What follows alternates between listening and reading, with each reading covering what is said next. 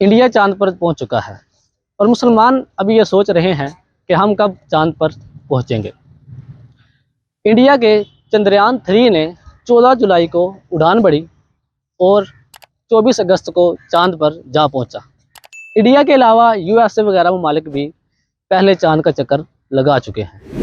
مسلمان کب چاند پر پہلا قدم رکھیں گے؟ انڈیا کے چاند پر پہنچنے کے بعد مسلمانوں پر اس طرح کے بہت سارے اعتراضات کیے جا رہے ہیں۔ بطور خاص پاکستان کا ادارہ سپارکو اس تنقید کی زد میں ہے۔ السلام علیکم۔ وعلیکم السلام ورحمۃ اللہ وبرکاتہ۔ بیٹھیں۔ اسامہ بھائی کیسے ہیں؟ الحمدللہ رب العالمین، آپ سنائیں۔ یار سنا ہے چندریان 3 مشن کامیاب ہو چکا ہے۔ جی ہاں بالکل، انڈیا چاند پر پہنچ اور اس کے علاوہ ساؤتھ یونین، امریکہ، چائنا بھی جا چکے ہیں۔ مگر یار سوال یہ ہے کہ مسلمان چاند پر پہلا قدم کب رکھے گا؟ ہاں یار، ہماری عوام بھی یہی سوچ رہی ہے کہ ہم کب چاند پر پہنچیں گے۔ اچھا اسامہ بھائی، مین سوال یہ ہے کہ یہ سائنسدان کس علم کے ذریعے چاند پر پہنچ رہے ہیں؟ جی سمبت بھائی، جس علم کے ذریعے سائنسدان چاند پر پہنچتے ہیں اسے علم فلکیات کہتے ہیں۔ ستاروں اور سیاروں کا علم ہے اور چاند بھی ایک سیارہ ہی ہے۔ اچھا یار، اس علم کو ایجاد کرنے والا وہ پہلا شخص کون سا ہے؟ اس علم کو ایجاد کرنے والا محمد بن موسیٰ الخوارزمی ہے۔ اس نے 9ویں صدی عیسوی میں علم فلکیات کو ایجاد کیا۔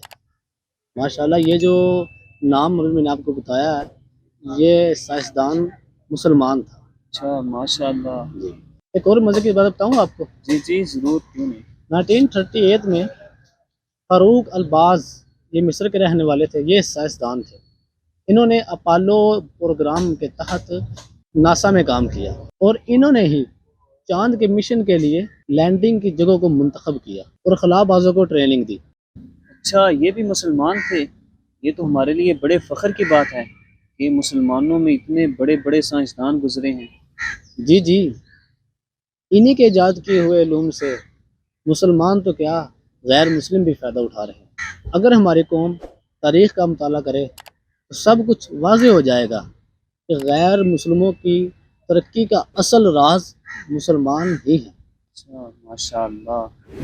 تو معلوم ہوا ہمارے اسلاف کی محنتوں سے لوگ صدیوں بعد بھی فائدہ اٹھا رہے ہیں۔ وہ ایک الگ بات ہے کہ ہم آج بھی محروم ہیں، جس کی وجہ سے آج تک ہم چاند پر قدم نہ رکھ سکیں۔ اگر ہم بھی اپنے اسلاف کی محنتوں سے فائدہ اٹھائیں تو ضرور ایک نہ ایک دن ہم بھی کامیاب ہو جائیں گے۔